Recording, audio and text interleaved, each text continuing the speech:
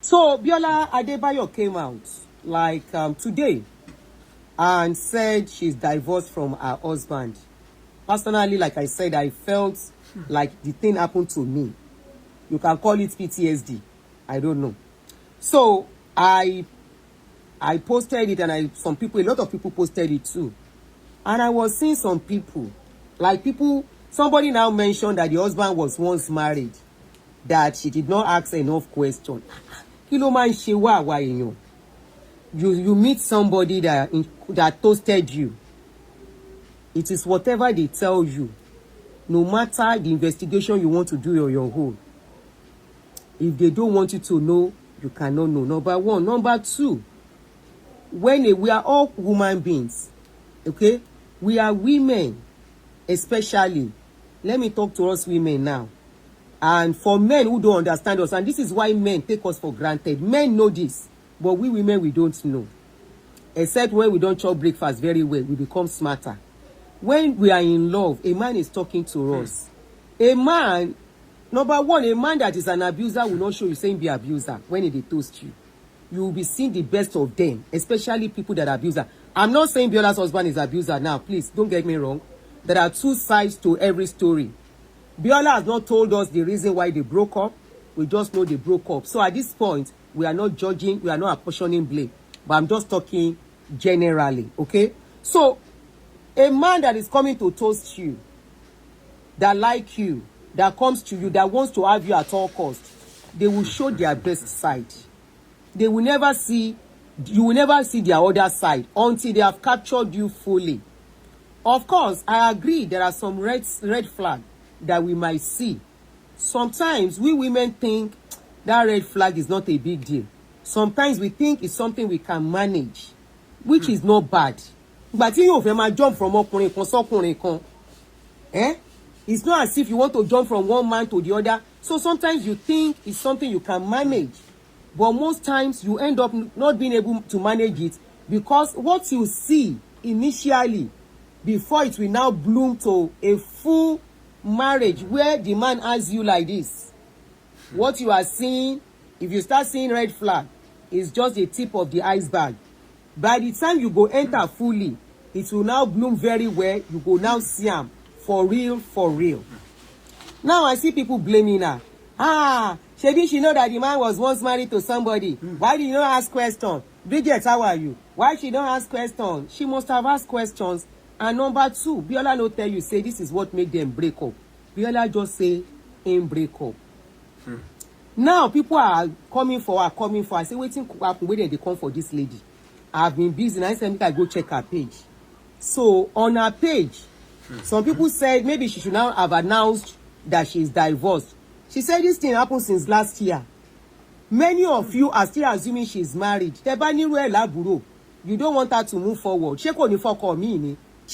Biola will not marry another husband if she keeps deceiving herself or deceiving the public that she's still married.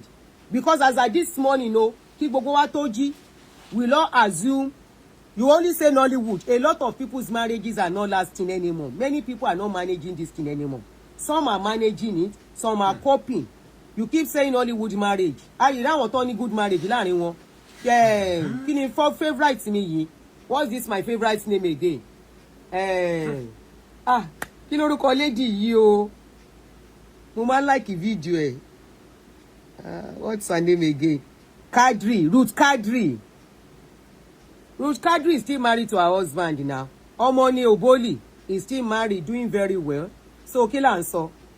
Joke Silva, God bless you. There are some of them that are managing their marriage. Just like as you are divorcing, they are divorcing in banking industry. They are divorcing in many places too. So killers, Omotola, Jalade. I still saw Omotola and her husband. I was like, wow. No matter what you say about them, at least they are doing well with their husband, managing themselves. No marriage is perfect. Mide, God bless you, Jere. Thank you. Mide Martins is there. One share titi. At a point, Omuno Salo, Otusada Sodo. So what are you saying? Then in Nollywood, all these Nollywood actors, they cannot keep marriage. Me, I'm not in that field. I don't believe in all that. It's because they are Nollywood. They are flesh and blood. They are human beings. And you know what? The pressures on them for that their job is very, very much. Because the majority you understand it. The pressure you go through as a regular wife, the pressure you go through, Mosu Filani is not active anymore. Mosu, the pressure you go through as a one with God, I'm fine, that you go through as regular person, they go through times 3. Number 1, you will see them when they are acting. It's not easy for their husband to be looking at them. Come and kiss one, come and shake one. Even though the husband know that is what they were doing. Konto fair one. Sharing content creator tan ṣe yìí. Lásán, is not many men that can manage it too. Kele mo wípé there are some things you want to do as a woman. It's like people working in the bank too. Already, they already stereotype, kind of. Wípé because of the job they do, there will be suspicion and everything. So if their partner, either man or woman, cannot manage it, there will be problem. Look at the case of Odunlade lẹ́nu ọjọ́ mẹ́ta yìí. I have been seeing people carrying Odunlade's video up and down that he went to marry a plain woman. Odunlade mọ nǹkan tó ń ṣe. Ṣé kó lọ fẹ́ni tó jájú kí marriage ẹ̀ dàrú? 4 boys náà ti bí. Ìyàwó ẹ̀ fine kò fine. Monkey no fine. His mama like her. His husband self like her. Ló bá tán. Ina say Odunlade wife no fine. The husband like him like that. What is not fine in your eyes is fine in the eyes of any other. Is fine in the eyes of somebody else. She no put makeup. She no put bone straight. She no do kini gbogbo kini ta man le mo eke àti kini makeup ten ṣe yẹn. She no do contour. She no do red lipstick. She no wear earring. Don't look at her. If you look at her, if she go and put makeup now, you will see another person. To me, she's a beautiful woman. She doesn't like earring. That is her choice. She likes the clothes that will cover her body. That is her choice. So, Odunlade like him thing like that. He like him. He wants peace of mind for himself. He chose the woman. I don't hear any scandal. I don't hear any scandal. They are managing themselves. Now, so Nigeria see they abuse them and say, If I want people yile tori Ọlọ́run. They brought another video. They say some women, they do like this with Odunlade. Odunlade mọ nǹkan tó ń ṣe. Odunlade kò bá máa bá wọn sùn. Wọ́n bá gbèdì wọn lé, àwọn náà gbèdì lẹ̀ fún tó fi máa bá wọn sùn. Ìyàwó ẹ̀ tó wà nílé kò ló affect òun kí wà ń tiyín. Kí n tiyín? I don't see the wife fight her husband. Nigerians now brought another video. They say one actress carry iwájú. He carry iwájú, he begin do like this. They come dey circulate the thing and say egba ni. Ẹ ṣá fẹ́ break marriage Odunlade. Torí ìyàwó Odunlade bá pé gèlè má wo bẹ̀ ní kó wé. Kó rọra wé gèlè má wo bẹ̀. Ẹ lè lọ́kọ ẹ ṣèṣe kú ṣe kó má ṣe. Kó jẹ́ àwọn ọkùnrin kan wà some men. Wọ́n tage kú, wọ́n dẹ̀ ní bá wọn sùn. Àbí na follow them enter bedroom. Ina see say Odunlade dey do kerewa on top of those women. Moboya, this is his own tactics for people to really notice him. Maybe his own tactics to sell himself, his brand. Àbí ngbe bá ti gbórúkọ ẹ̀, they will use him for movie. Kò sẹ́ni tí ò like Odunlade. Mo ṣe ló ń gbóbìnrin tó àwọn èèyàn like ẹ̀ nínú movie. Ló bá tán. It could be his own way to market himself. In as much as àwọn tó ń kéré wà pẹ̀lú, wọn ò pariwo síta kó pa wọn, àbò gbá wọn. Àbí? We are talking about adults. When a man goes outside, it takes two to tango. The woman outside embrace him. Himself go outside by himself. The woman at home, if she find it comfortable, if he won't let. Now, let us go back to my sister, Biola. So, people were saying maybe Biola shouldn't have announced that she was separated from the husband. I said, why? Why can't she announce? Why are you saying she should not announce? Kó má announce. Ṣé kò ní fọkọ mi mọ́? Ṣé fẹ́ kó wà bó ṣe wà ni? It is very easy for a man to get another woman, either as a public person or as a private person. But for a public woman, if he's in my age, a lè sọ pé kó gba kámú, bó bá ń ro kókó máa yọdó, ó yàtọ̀ síra wọn. But somebody that is still very young, Biola is in her 40s, ẹ dákun, dẹ̀ máa sọ̀rọ̀ bí abiyamọ ń gbà mí. Biola is in her early 40s, if I'm not wrong. She's in her early 40s. Faye, kí ló dé? She's in her early 40s and marriage break since last year. She's been covering up, lonely, crying. Go and read what she wrote. Crying every night, lonely, because people assume she's married. Kò sẹ́ni máa kẹ́nu sí now. Ṣé kó má lọ́kọ bí wọ́n ní ẹ fẹ́ kó lọ́kọ mọ́ ni? Ẹ máa ní ká o. Ẹni kò bá má sọ bó ṣe lè handle ẹ̀ ló ṣe ti handle yẹn. Èmi láìkì bó ṣe sọ, kò sí nǹkan tó ń fi ń ṣèyàn. Ẹ lè pohùn máwọn èèyàn lẹ́nu kán dẹ̀ máa kú lọ nínú. She should not talk. A young lady, the guy has moved on. Ẹ mọ̀ bóyá ọkọ ẹ̀ ti fóbìnrin mi lóyún. And people are still assuming she's married. No man will toast her. Nobody will talk to her. Ẹ jẹ́ kó sọ̀rọ̀ síta o. You know why? She still need her bodies to be greased. Ṣé rí bí ilé iṣẹ́ yẹn nǹkan gbọ́dọ̀ máa wọ bẹ̀. Ilé iṣẹ́ yẹn ó yìí nídìí bó ṣe wà yẹn ordinary hug lásán will do a lot. Ordinary chat. Hello baby. Nǹkan tó ń ṣe lára ò ṣe kékeré. Hello baby. What's up? How are you? Ṣó sùn dáadáa? Did you sleep good? All right, I'll talk to you later. Kó wá jẹ́ from somebody soulmates. Somebody téèyàn ti jí fún. Ordinary hello baby. How are ya? How was your night? Did you sleep good? Ají báyìí lórí bẹ́ẹ̀dì tó bá rí mẹ́sẹ̀gì yẹn. Our day is made already. Ẹ má jẹ́ àtànra wa now. They don't have to even live together in the house. Wọ́n yìí wà lókèrè ara. Meanwhile, bros ti lọ. I don't care about whatever break up their marriage. Kò work nìyẹn. Yọ̀bí Adédèjì ṣọ́rẹ́ o.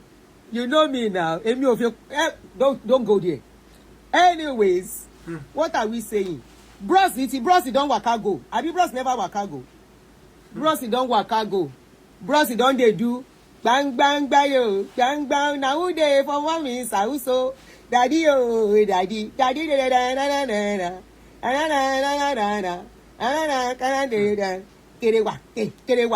Kerewa. Bros is already doing kerewa. Ẹ má tanra yín. Kí ló dé? Obìnrin wáyé ìyá ni. Kò ń pé ọkùnrin náà. Kò ń pé ọkùnrin rárá. And she was able to maintain that solo for a year and 2 months. She said since last year April. Not to separate.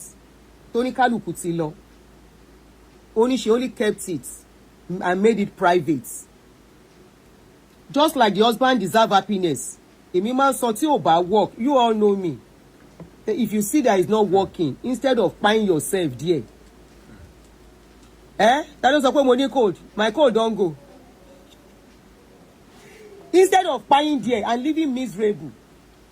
Ayé ti lajú ju gbogbo yẹn lọ. Many of us are still living in stone age.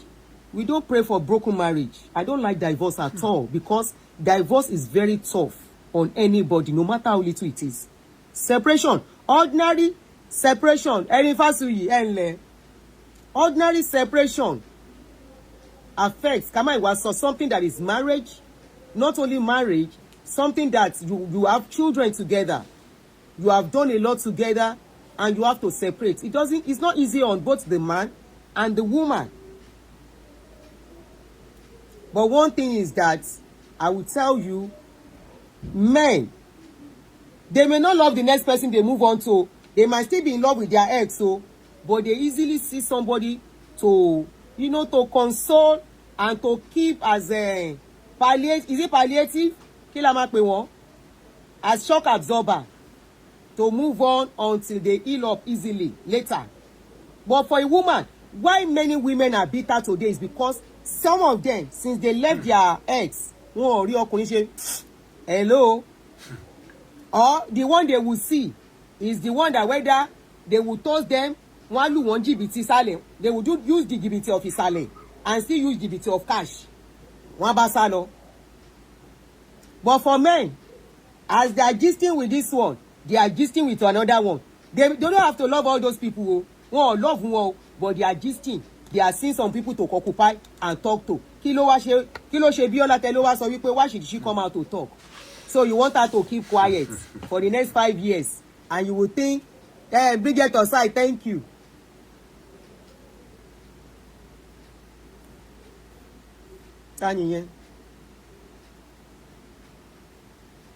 So you want her to zip her mouth and keep quiet, and everybody around her are assuming she is married.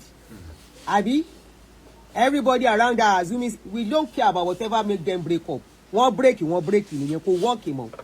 Because mo rí wípé ìgbà tí mo sọ tèmi náà síta, then again correct yín, like I always say, tèmi yẹn mi ò tí wọ marriage introduction la lọ ṣe.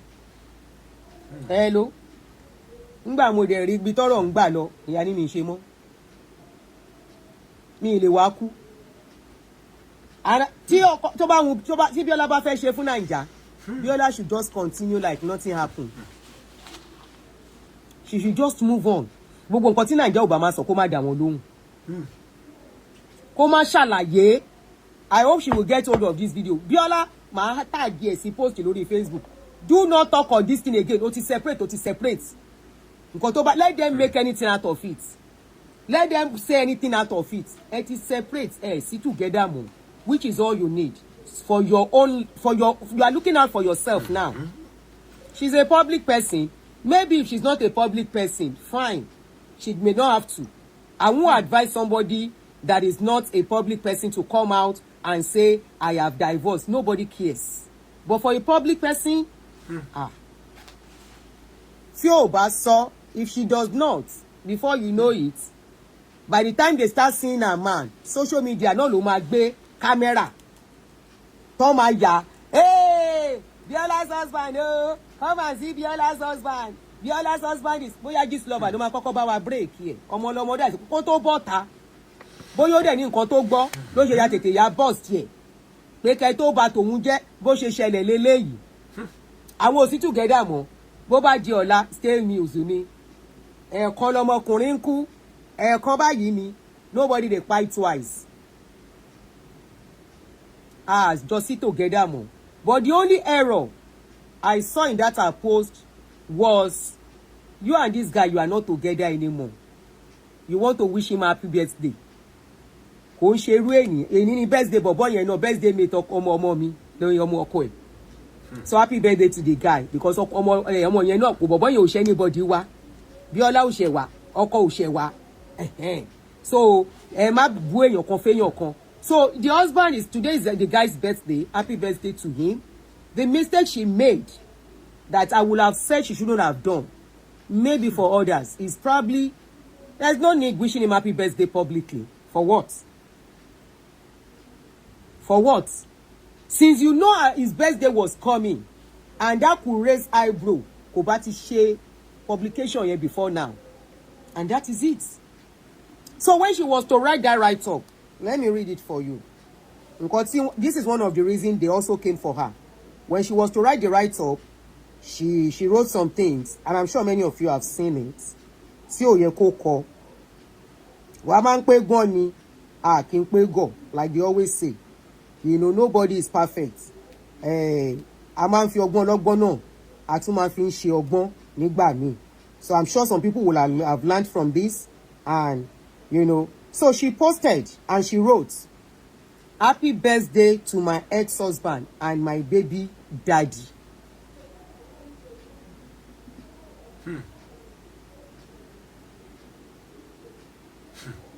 Kò ní ìdè.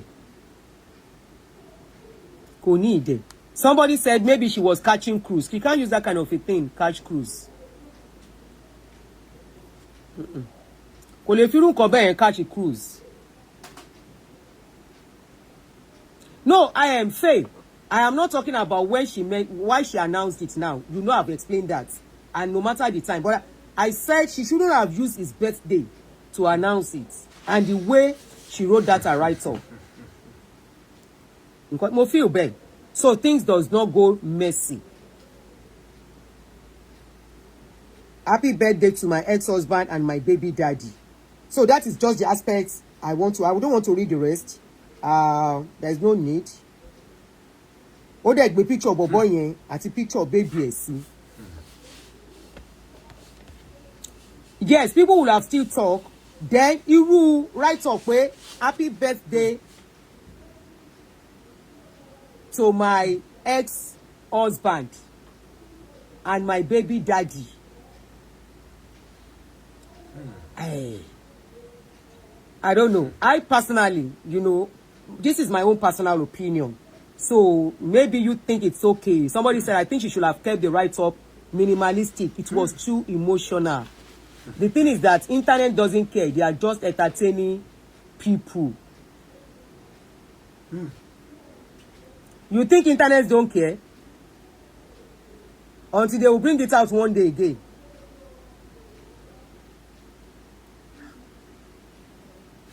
Kò ní the write-up, your first line yẹn. Then I feel she should have announced the breakup, knowing the guy's birthday is coming, and people will expect her to put up a post for the guy. Because I'm sure some people know the guy's dates. If they parted peacefully, finish ìmọ́lẹ̀. Tó bá yẹ pé wọ́n part peacefully, kò yẹ kó kọ write-up yẹn bó ṣe kọ yẹn. Cannot part peacefully. Kò yẹ kó kọ bó ṣe kọ yẹn pé my ex-husband and my baby daddy. Àbí ṣé baby daddy no máa ń pè wọ́n. All she needs to do, send him message, and if you still think you owe him if you think you still need to post him. The guy was not at Abiola's mom's burial. Me, I didn't follow all that. Me, I know they follow people's personal lives, except something that comes to social media. I don't. Because I feel everybody have the right to live their life. So I don't follow. So anything you see me carrying as something with it, that's why I go for something that is trending. Somebody said it was there. Oh.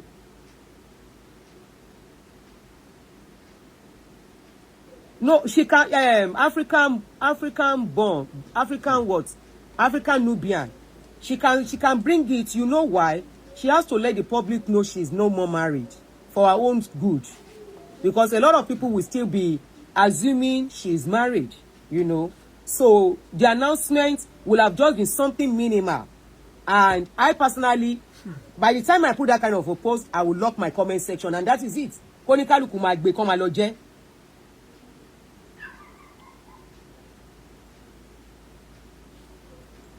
Konikaluku magbe koma loje. Very minimal. Not on his birthday, not the way it started. We pay happy birthday to my ex-husband and blah blah blah blah. But all in all, I wish both of them peace, and I wish them the best journey onwards. Divorce is not the end of life. It's not. Nobody prays for it, but if it happens, it's not the end. It's not a death sentence. The way we make it look like it's a death sentence. Divorce is not a death sentence. Ọmọ ṣe dáadáa fún Sherry o, priority tèmi nílé ayé.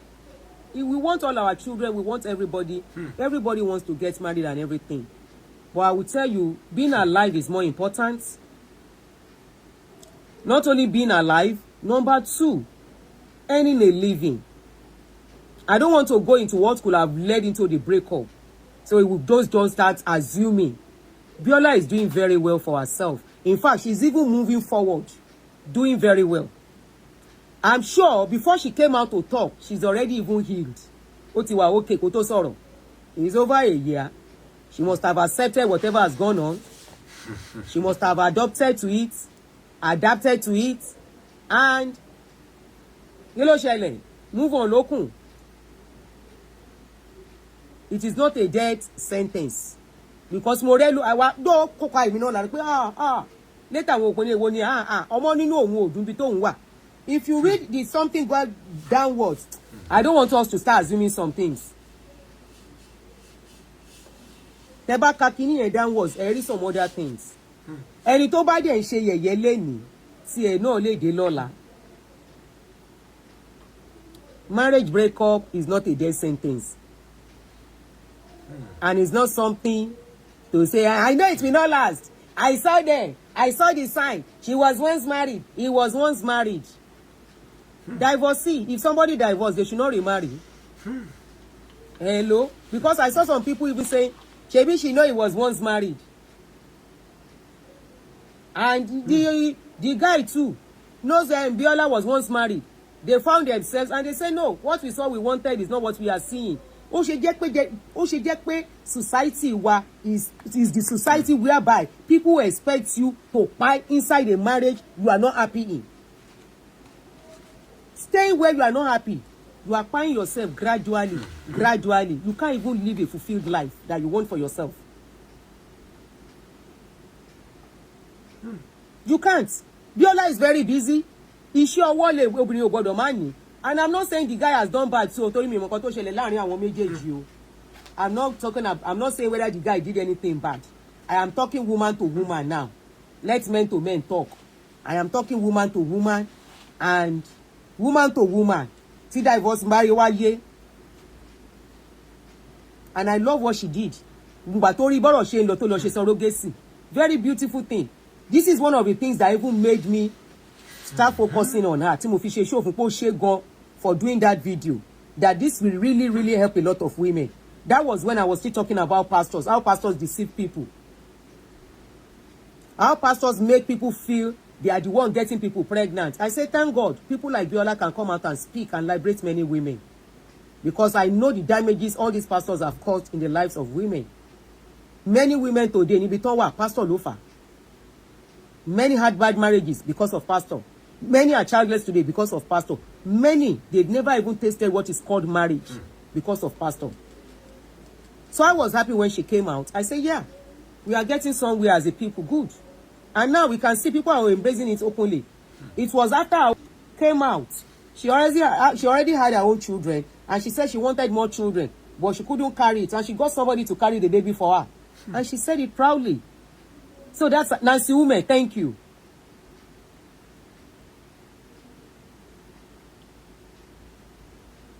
Okay, Biola was never married. So where was that thing coming up for? We ought to marry. Tó bá tiẹ̀ dúró ná. Let us assume she is married. Ó ti marry rí. Ṣé tó bá marry rí tí marriage ò work, she should not try another one tó bá rí. Ṣé rí àwa la máa ń cage ara wa. We are the cause of our own problem as a people. We are the problem. We are the cause of our own sadness. This is why many are sad today. To get people want to be sadist. They are battered. And by their comments, you will know. Many people are battered. They are not happy. Because they are stuck where they are not supposed to be stuck because of what people will say. Many are staying put. Both man and woman. There was a day I was having a discussion with somebody. And I reasoned with that man. He said, women are very selfish. I said, in what way? He said, many women stay in a marriage, not because they love the man. He said, prove me wrong. Honestly, I could not say anything.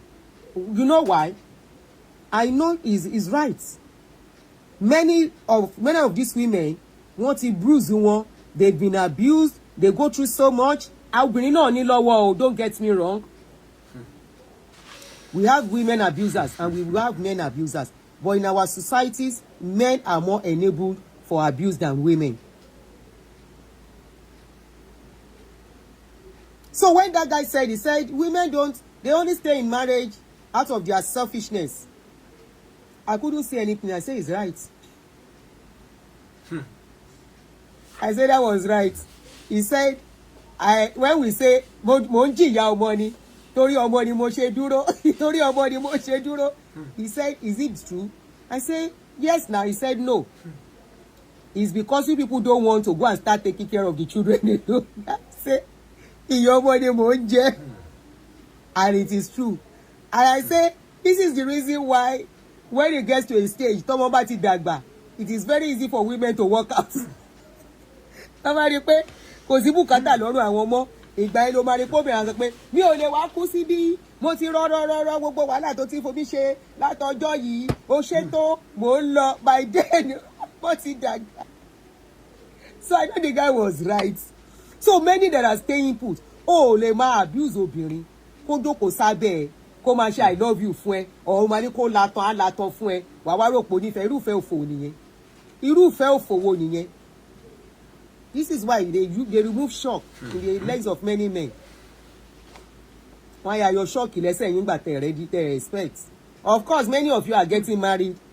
Ẹ má jẹ́ n sọ̀rọ̀ kó má dà pé ọkùnrin ni mo fẹ́ wá sọ̀rọ̀ sí. Àmọ̀kan tó ṣẹlẹ̀ sí Biola àtọkọ ẹ̀ so mi ò fẹ́ really sọ̀rọ̀. Mi ò fẹ́ sọ̀rọ̀ púpọ̀ on the aspect of the guy. And I hope they will just keep silent. They shouldn't say anything to the public or address the issue again. Kò sí point. Anything to ban anybody can assume, can conclude, can cook together. They are not the first person to separate. Neither will they be the last. Kí la ti ẹ̀ ń sọ. As we were still talking of their own. You know that senator. You know that senator. Tó máa ń tó lọ ra toy ní shop tó lu èèyàn. Ìyàwó tó fẹ́ 2.5 years ago. Ìyẹn náà call ẹ̀ quit. Ìyẹn ti ẹ̀ mẹ́sì ọkọ ẹ̀ ni. Kólé máa ṣe nǹkan. We are just starting June. Kí ni gbogbo eléyìí? That one said, let me read what she said. Social media. Social media. So don't say the Biola is bringing everything to social media. Biola is a public person. She has to clear that angle. So that's about Biola. Now let me just read what that person say. Kamawalo. Yeah. Ṣé mo lè ṣe 25 minutes more? Ó ti rẹ̀ mí o. Okay, this person said to her husband, Ishaku, thank you. Baba wèrè níyàwó ẹ̀ yẹn. Ọlọ́run ló mọ̀ nǹkan tó ju ẹ̀ rí. Only thank you for the 2.5 years we spent. We both tried, but we are better off apart. Indeed, we are both free of our miserable lives. I wish you all the best. The chapter has closed. Our marriage has ended. Dr. PCK. Ọlọ́run ló mọ̀ nǹkan tó ṣe fún. I don't suppose keep going. You've got this. Shehu, hey, kuku kill me. Ọlọ́run ló mọ̀ nǹkan tí bọ̀bọ̀ yẹn ṣe fún. Ó ti fìtì náà tí ó ti fẹ́ pa sínú ilé. Orí ẹ̀ ti fẹ́. Just two and a half. Ìwọ Kasongo yé. Ta ló fún wa studio blue. Kasongo bódà wéwo. Àwọn marriage bódà wéwo. Temu husband. Àti temu wife. You see, honestly, if anybody, if you are going to marry somebody that is actually a divorcee, either a man or a woman, please take your time. Honestly, I will tell you, don't allow them. Either the woman, don't allow her to rush you. Either the man, don't allow them to rush you. Those of Elizabeth, good evening. Table husband. Table husband àti table wife. Àbí sùúrù lọ́rọ̀ marriage tá rí nsìn. You know, this thing has been happening. It's just because social media is there for us to see a lot of things going on. And please, if you are a young person here, I'm going to leave this with you. If you are a young person, you are watching this video, and you are seeing all these posts about marriages and all that. You know, marriage is for two people, right? If those two people are not ready to put in their best into that marriage, it is bound to break. If those two people are not ready to sacrifice for each other, it is bound to break. If those people are not ready to be responsible to each other, it is bound to break. If those people are not intentional in everything they are doing, putting themselves in the shoes of their partner before they do anything, they are bound to break. Now, I'm going to cite a very common example. A very common example. As a woman, no woman is going into a marriage and praying that that marriage should... no woman is going into a marriage and praying that that marriage should break up. I am yet to see that woman. For whatever reason. So, I am talking as a woman now. You go into the marriage. Okay, the man has chosen you. You feel out of the many girlfriends. He decide to marry you. That is ready to settle down and be a man to you. Every man wants to be treated like a queen. Every woman wants to be treated as a queen. If you now marry the woman, most of the things that causes problems with us women is when a man starts cheating. If a man does not have much, we are ready to struggle it with that man. The moment a woman notices her husband is cheating, she can never be herself again, especially if it is consistent and constant. Now, let us now reverse the case. How many men will endure their wife talking to a man? Somebody say Gen Z women. Nope. Some of them are doing it. Many are doing it. Many are managing with their husbands. Don't say that. Maybe you talk of the ones you know. They are managing with their husbands. They don't have a choice. Except they don't want to stay in marriage.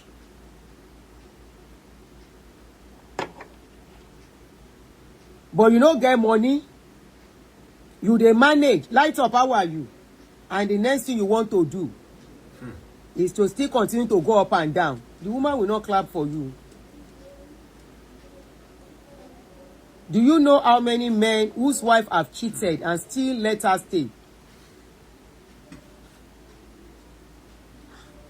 Àwọn ọkùnrin ti win mi lórí case yìí o. So somebody said, K-boy said, but why do we have many DNA issues? Hold on, no. Yet women are not cheating, just curious. I want to pin your comments. K-boy, how many DNA cases do we have compared to men cheating? I agree. Some women are cheating, for real. I agree. And honestly, in this generation, it surprises me. Because we thought in our generation that women don't really cheat.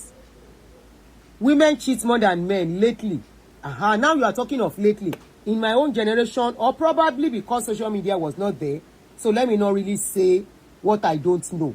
But I know, I will talk for myself. Even before I got married, as boyfriend, girlfriend, I was committed to my own relationship. Even though my man, I had more than him. I have told my story. My followers on Facebook and YouTube know my story.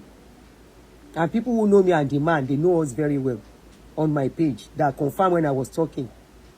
You know, my own generation, as a day, I know we marry men with nothing. They might be living in one room with one small TV, no carpets. We will marry that man and we start building together. You know, that was what I know. So, this DNA, God bless you. This is what I'm about to say, those of Elizabeth. You see, this DNA thing has a lot of issues too. It's not about cheating alone. In those days, when we go to the hospital to have children, they don't allow men, our husbands, to come in, unlike what you have today. And they are swapping children, babies. A woman just came out now. A woman just came out that her child was swapped during pregnancy, during labor. They are swapping children. You guys are lucky at this your generation. They allow you to enter labor room with your wife.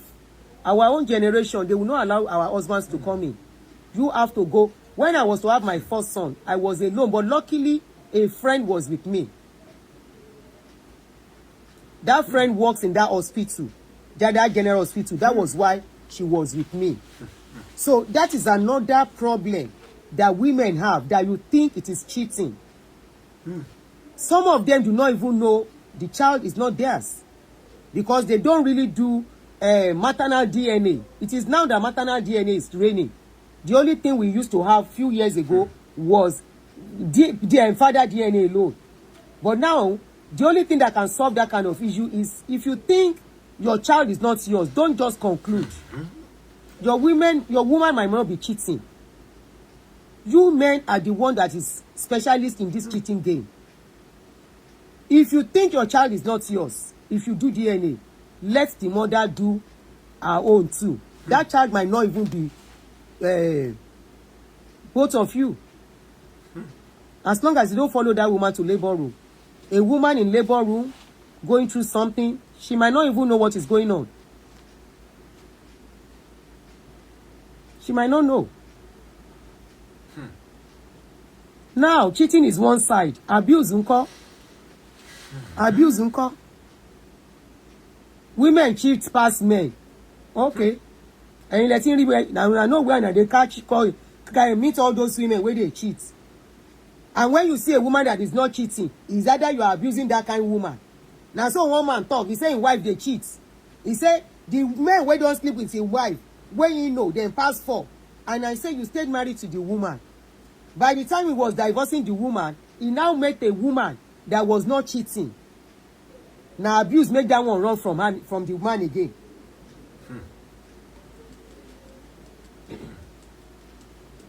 Abuse. So whether the wife wey dey cheat at home, whether na abuse carry that one to go outside. Just like we make excuse for men. Say whether the woman no do her duty, na im make men go outside. Wetin make your wife go outside? Wetin make am go outside? Some of you, immediately that woman get born pikin finish, you pack her one side. She's no more attractive. And of course, no woman is attractive with pregnancy.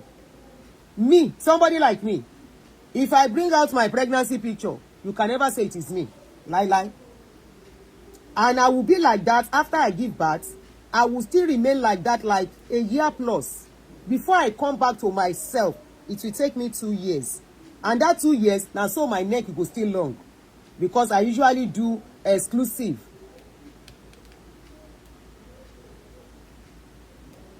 So, if you are talking about a woman cheating, wetin you do, the same way we dey ask women, say, you no give the man well, the man want one style, you no give am, the man want this one, you no give am, you no cook enough for your husband, you no clean the house well, you no do this one well for your husband, you know now that they take care of man.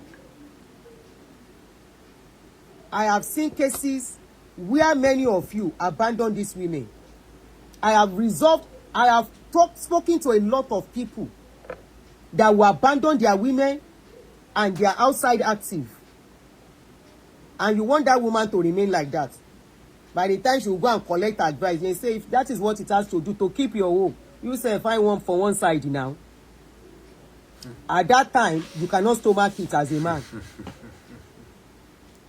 What you have been dishing out to her.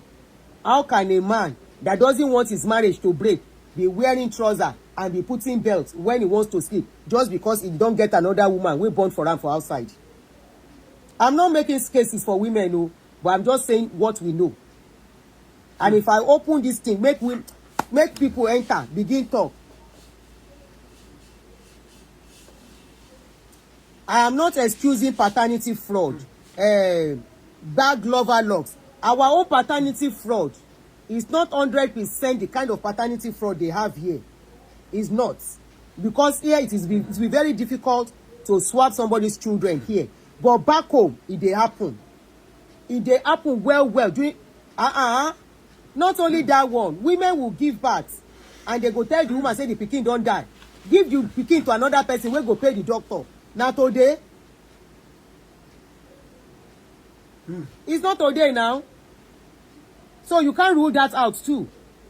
When they go carry the woman pikin, whether somebody wey dey with her, they look for boy, and she born boy, then go transfer. Give her girl, give the person. You know how they do in labor room now? There are some labor room, they go pack all of una there. Then your mama pariwo, tell mama sunkún. When you born, they go carry your pikin. You don't know where they carry your pikin go. Then go carry your pikin. Immediately you born, then go carry and they say they go clean them. You are not there. You can't even stand up. Doctor is still with you. They are still cleaning you up. And they will carry that child away from you and bring the child. Whether na white be your pikin, you don't know at that time. Whether na black. It is not like today, where if you are delivering, they allow people to enter with you. You go even carry camera. You go carry phone. You go begin record. Your husband will be there to rub your leg. So, of course, it's been happening for some time. But that will be if you go to private hospital. Because that was what I did after my first child. I went to private hospital because of the way they treat people in general hospital. But when I was to have my own child, somebody was with me, a nurse that was a very close friend. She stayed with me because she works in that hospital in Lutz. So she was with me to make sure everything went well. They exchange children in Nigeria now. So what are we saying? What are we saying? What of a man starved and neglected What of a man who starved and neglected the wife for 15 years? Share and go share. Wetin the woman dey waste to do for 15 years? For 15 years? When leaving a cheating partner to end up with a cheater, how can we explain that? It's a personal decision.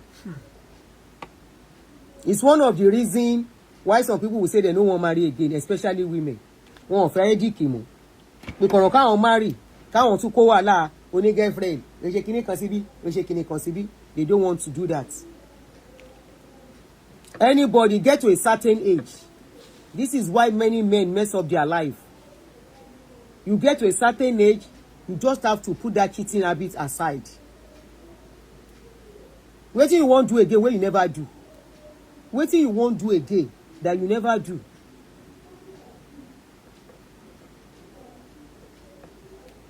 She's staying to keep the home front. Ìyẹn náà dẹ̀ dákẹ́. Ó nice. Ìyẹn náà dá. Ó dá bẹ́ẹ̀. All in all, nobody go kpai for another. He's a pastor. So is that pastor going to tell me say he no do kerewa?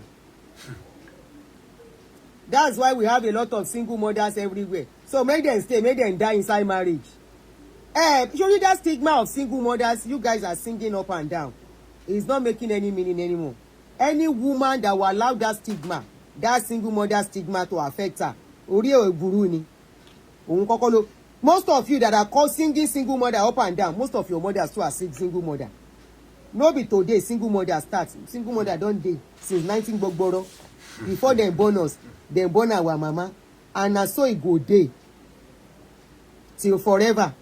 And because you know why it was not that common in those days, let me tell you the reason. I think in those days, remember those mama no dey go school. Number one, in those days, those mama, then they adopt polygamy, even though they are not happy. Don't tell me any mama was happy. Say our mothers of those days were happy with polygamy is a lie. There is no woman that wants to be two. This is why now our parents coined that adage, which they self meet. Òrìṣà obìnrin jẹ́ ń pé méjì òdenu. Say there is no deity of a woman that wants to be two. Now our mother, grandmother, mother. Now then coined that proverb. Say obìnrin méjì jẹ́ ń gbénu, kò sí obìnrin tó fẹ́ pé méjì. Why did they coin that adage? Then go say their first wife and second wife plating here. Story. Now so they embrace each other. Why are they always fighting in those days too? Why be say at the end of the day, some of them at the end of, later when their children don't grow up, their children are now okay. They will now leave their husband and go and stay with go and stay with their children. Why be say most of those fathers at the end of the day, they are not ending up with all the women in the house. So there has always been single mothers, but social media was not there to bring it to the public. So all this stigma of, that's why we have a lot of single mothers. We've always had single mothers. Single mothers has been existing since forever. A man will keep you in the house because he has another person outside. He will now keep you in the house for how long? For how long? There will always be single mother and there will always be single mother. The earlier we accept it, and especially the women. You are even talking about single mothers. How about the women that are inside the house? Ṣẹlẹ̀ yìí obìnrin tẹ́ bá jẹ́ kó fi stigma single mother kó yín lómi ọbẹ̀ jẹ́ kó fi depress yín, ẹ fẹ́ depress yín. You know why? Àìmọye obìnrin tó wà nílé ọkọ. Ìkan náà dárúkọ yẹn wọ́n ní 15 years ọkùnrin ò sún mọ́. Kí ló ń ṣe inú ilé yẹn? What is she doing there? 15 years. 15 years. If you like say you guys don't know, 15 years, then carry you put inside house. And somebody is outside. You say you are calling her a single mother. What are you? Or some women, they are inside your husband's house. They know they talk. No, they know they talk. Greeting self. They know they greet each other. or dem go just greet like that. Kí lẹ̀ ń sọ yìí gan? Mi fẹ́ máa sọ̀rọ̀ marriage bákan kó kọ́ máa discourage àwọn èèyàn. Shebi, we spoke about one yesterday wey dem dey wear uniform. You go see them wear uniform together. Meanwhile, they are not talking inside the house. But they are deceiving the church. So that church will not know that they are fighting. Then plenty pass, so. Then plenty pass. So if you want to talk about our father of those days, the only thing is that they made a lot of women parents. The father of those days, a lot of women became mothers through them, not wives. They were only, most of them were just mothers of their children. So if you are talking about somebody being single and blah blah blah blah, so you want them to fight inside the marriage, maybe we go bury people. No, it's better they are alive and well. It's better they can tell their stories by themselves. And you know what? Those children they brought into the world, it is their responsibility. They owe those children responsibility to stay alive so that those children will not suffer. At the end of the day, being a single mother, when they train those children well, no be that time later I go come carry agbada, proud father of a graduate. Abi, my son is graduating. We just read a story of a man that came out. The man don't live in children. The man live on in children. Another man step into the place to take care of those children and marry their mother. When they were graduating, the man still no get shame. Upon say no being trained that child. You no get single shame. He came to come and do graduation of Pikin where you no train. Is it about giving a child money? No. Are you in the life of that child? That is what matters most. Are you in the life of the child? You are not. So you want the woman to pay? If you want pay finish, you go marry another wife. Where go they do shege for the children when you know they are around? No. A woman's life is her children. Before them born us, our papa don dey talk and say, Omo loko obìnrin. Why was our parents saying that? Ask yourself. Why were they saying that? That a child, at least in Yoruba tradition, we met it like that. Pé ọmọ lọkọ obìnrin. Kí ló táwọn ìyá wa fi ń sọ? Because ọmọ kọ́kọ́ ọkùnrin lè rìn at any fucking time. 60-something-year-old man ló fẹ́ yàwó ní tẹ́yìdá rò pé ó ti bọ́ búùtù ló ti lọ fẹ́ yàwó kékeré. Tó lórí òun kun obìnrin ló tún kùn. Tó máa náwó tó máa bímọ fún ló tún lọ fẹ́. It's very easy for fọkùnrin. Kò easy fóbìnrin bẹ́ẹ̀ yẹn. And that is why my campaign is, people know me for that. Maybe because of my work in life. I don't take my children joke. God bless you. Omolayo. Baba gbogbo ayé. I don't take my children joke. No. And most of you today, now your mama suffer, sell a wrapper to see you through school. Now your mama hawk market. Now your mama struggle, go borrow money here to make sure you be somebody. I'm not saying fathers don't do. Fathers do too. Some of you do not even have relationship with these fathers. Because many women too can say, we can talk the story. Now our five mothers don't come. Why?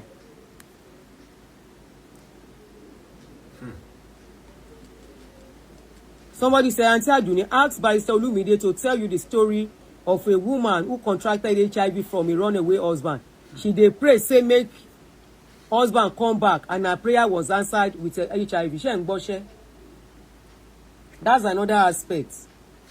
Any man wey sabi waka today, any woman wey dey do waka waka, you get wife for house, you get husband for house, you dey do waka waka up and down. Disease don plenty for streets, carry am. Go back to my koko pare, ma pa partner èmi nìyẹn. Ma pa partner. So, if anybody is cheating, if you think going up and down is what is giving you joy, you are only doing yourself and destroying your life. Otiniyawo le kila ndo nínú kila nto. Waiting there inside this thing as a married person that is matured. This is why some men, if you see men when they do waka waka, they don't do waka waka before they marry. By the time they marry, but you see those men when they do waka waka, now people when they do waka waka when they're young, when they can't get opportunity, they will never stay in a place. Cheating is not good for a man, it's not good for a woman.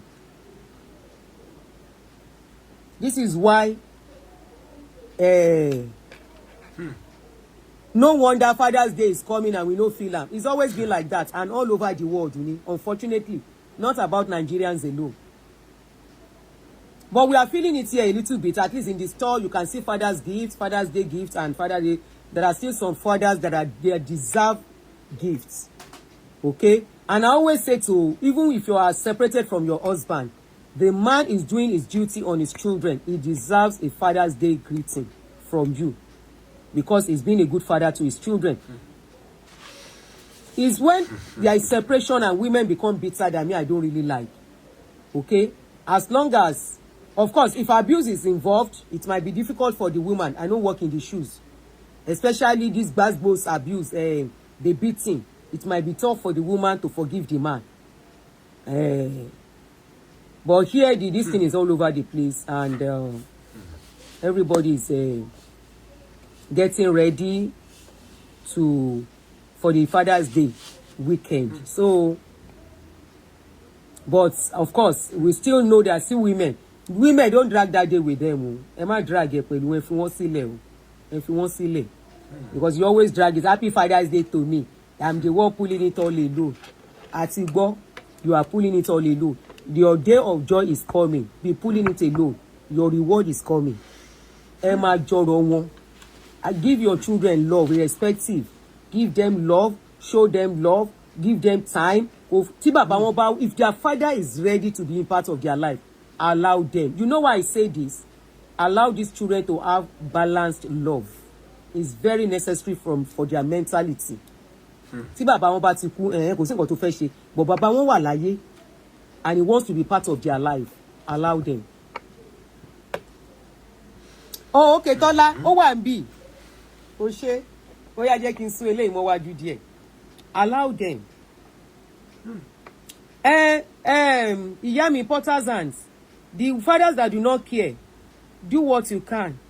This is why I've been saying it. Pé generation yìí, they should not follow our own generation. Tá ń bímọ rẹpẹtẹ. Anything can happen. We have seen why many women do not enjoy life.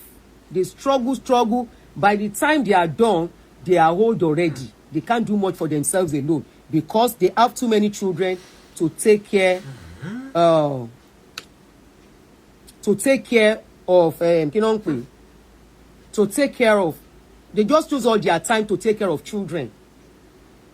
These days, some errors have been committed in our own generation. We didn't have the opportunity of all these social media to use and educate ourselves. So, ẹlòmíì kan bímọ jọ ni, bímọ rẹpẹtẹ. By the time you are supposed to rest, kò sọ pé ó ti tọ́mọ tán and be waiting, oyè ń tọ́mọ. So here just have what you can have, and if you have already, Ọlọ́run á bá wa wo gbogbo wọn. I always say there is no sacrifice that you are making on your children that is not going to come back to you in double fold.